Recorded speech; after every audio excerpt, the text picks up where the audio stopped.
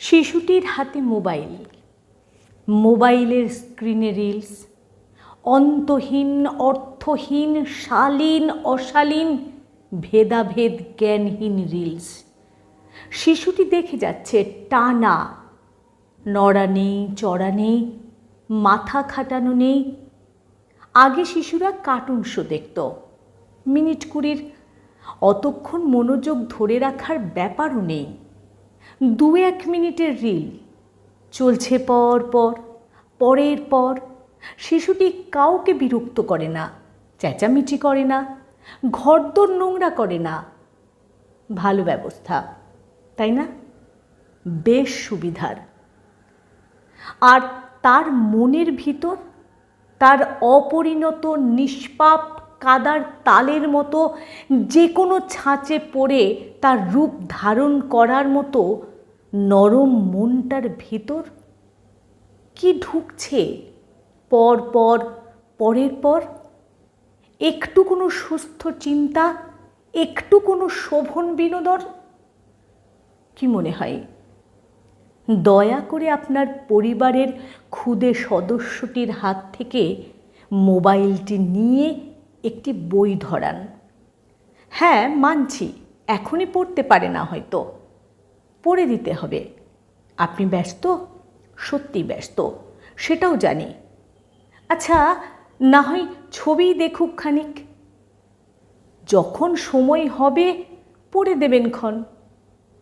ছিঁড়ে ফেলবে, নষ্ট করবে? এদিকে যে মনের কোমল বৃত্তি নষ্ট হয়ে যাচ্ছে, তার কি হবে? আচ্ছা বেশ, বই না হয় নাই দিলেন, সাদা কাগজ আর রং পেন্সিল দিন। হিজিবিজি কাটুক। ঘর নোংরা হবে? বিশ্বাস করুন, ওর মনে যে নোংরা ঢুকছে তার থেকে বেশি হবে না। আর না হলে ব্লকস দিন, কাঠের বা প্লাস্টিকের মডেলিং ক্লে। তাও না পেলে সাবেক খেলনা বাটি, গাড়ি, পুতুল। কিছু তো করুক হাত দিয়ে, মাথা দিয়ে, মন দিয়ে। অন্যের বানানো কিছু উদ্ভট কিম্ভূত কার্যকলাপের রেকর্ডিং দেখে মগজ ধোলাই না হয়ে নিজের মনে খামখেয়ালিপনায় করুক না হয়। আপনার শিশুকে আপনি কিভাবে বড় করবেন সে বিষয়ে আমি সামাজিক মাধ্যমে উটকো লোক গায়ে পড়ে জ্ঞান দিচ্ছি।